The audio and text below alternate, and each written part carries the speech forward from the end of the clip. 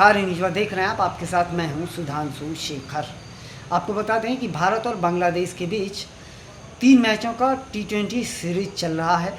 पहला मुकाबला ग्वालियर में खेला गया था, जिसमें भारत ने बांग्लादेश को बुरी तरीके से 7 विकेट से हराया था।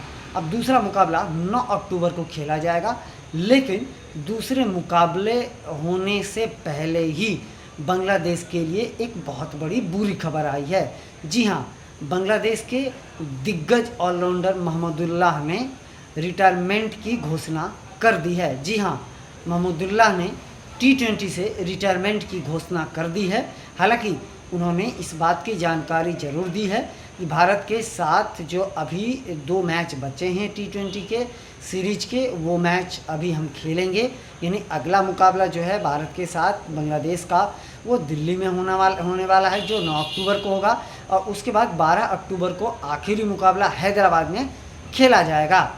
इन दोनों मुकाबले में महमूदुल्लाह ज़रूर खेलेंगे, लेकिन उन्होंने यह कहा कि मेरा ये रिटायरमेंट का T20 से सही वक्त है। उन्होंने चैम्पियंस ट्रॉफी 2025 में जो चैम्पियंस ट्रॉफी होने वाले हैं वनडे के, उसको लेकर कहा कि मुझे चैम्पियंस ट्रॉफी की तैयारी के लिए ये एक बेहतर वक्त है, इसलिए मैं T20 से संन्यास का ऐलान कर रहा हूँ।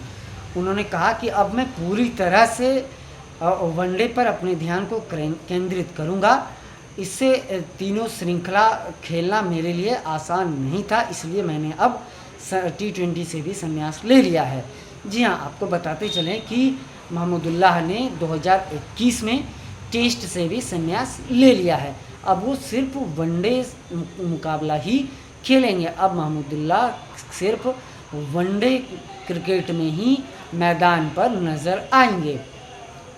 आपको बताते चलें कि महमूदुल्लाह का यह फैसला अभी बीच सीरीज में बांग्लादेश के लिए एक चिंता का विषय है। महमूदुल्लाह की अगर करियर की बात करें तो 2007 में उन्होंने अंतर्राष्ट्रीय क्रिकेट में अपना कदम रखा था। उसके बाद उन्होंने लगातार बेहतर प्रदर्शन किए हैं।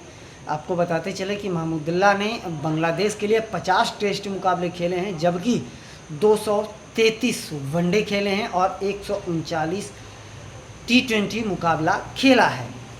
उन्होंने अगर T20 की आप बात करेंगे तो T20 में उन्होंने 139 मैच में 117.16 के औसत से के रन रेट से उन्होंने रन बनाया है। 2300 कुछ रन उन्होंने T20 में बनाए। हालांकि कुछ बहुत बेहतरीन प्रदर्शन उनका रहा नहीं है जो औसत है T20 में, और टेस्ट मुकाबला उन्होंने कम खेला है। उनके करियर की बात करें तो 38 साल की उम्र में ही उन्होंने संन्यास ले लिया है। क्रिकेट खेलने का अभी उनके पास वक्त था, अभी उनकी में क्रिकेट बचा था, लेकिन उससे पहले ही उन्होंने संन्यास क्यों लिया, क्या वजह रहा, इसका खुलासा तो उन्होंने नहीं किया। उन्होंने सिर्फ एक ही बात कहा कि मुझे वनडे पर ध्यान केंद्रित करना है, इसके लिए मैं ये T20 से संन्यास ले रहा हूँ। तो आपको बताते चले कि उनसे जब पूछा गया आपका क्रिकेट करियर में सबसे बेहतर वक्त कौन था, तो उन्होंने 2018 में जो निराश ट्रॉफी हुआ था उसे उन्होंने सबसे बेहतरीन वक्त बताया था। साथ ही उन्होंने अपने जो सबसे ख़राब वक्त बताया वो 2016 T20 वर्ल्ड कप में जो भारत के हाथों बांग्लादेश को हार मिली थी, उसे उन्होंने सबसे अपनी बुरी यादें बताई है। बताते चलें कि भारत और बांग्लादेश के बीच जो 2 मैचों का टेस्ट सीरीज चल रहा था, दूसरे टेस्ट सीरीज जो कानपुर में खेला जा रहा था, उसके दौरान ही बांग्लादेश के एक दिग्गज ऑलराउंडर साकिबुल हसन ने भी तीनों श्रेणियों से रिटायरमेंट का ऐलान कर दिया था।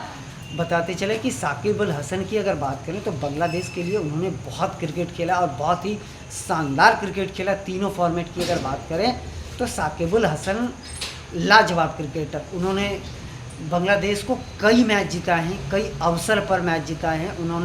उनमें उतनी क्षमताएं थी कि वो अकेले अपने बूते पर बांग्लादेश को कई मुकाबलों में जीत दिलाया है। यानी दुनिया में लोग साकिबुल हसन को जानते हैं, उनके प्रदर्शन को जानते हैं, उनकी काबिलियत को जानते हैं, लेकिन उनमें भी अगर कह सकते हैं तो उनमें भी अभी क्रिकेट बाकी थी। उसके बावजूद भी उन्होंने तीनों फॉर्मेट से संन्यास का ऐलान किया। ये क्यों किया, ये उन्होंने भी कुछ खुलासा किया नहीं। हाँ, वहीं आपको अगर बता दें कि अब भारत और बांग्लादेश के बीच जो अगला 2 मुकाबला खेला जाना है, अब उसमें महमूदुल्लाह का क्या रिकॉर्ड रहता है, कैसा प्रदर्शन रहता है, वो तो चाहेंगे कि मेरा प्रदर्शन बेहतर ही हो, क्योंकि करियर T20 करियर का वो आखिरी मुकाबला खेलेंगे, यानी आखिरी सीरीज खेलेंगे, अभी 2 मुकाबला वो खेलेंगे, तो वो चाहेंगे बेहतर प्रदर्शन करने के लिए। तो अब यह वक्त बताएगा कि वो किस तरह का जाते जाते अपने T20 करियर को किस तरीके से विदाई देते हैं अपने प्रदर्शन से, यह तो अब 9 तारीख और 12 तारीख को पता चल पाएगा। फिलहाल अभी के लिए बस इतना ही, मुझे दीजिए इजाज़त, नमस्कार। आप हमारे चैनल को लाइक, शेयर और सब्सक्राइब अवश्य करें और अपना बहुत ज़्यादा ख्याल रखें। धन्यवाद।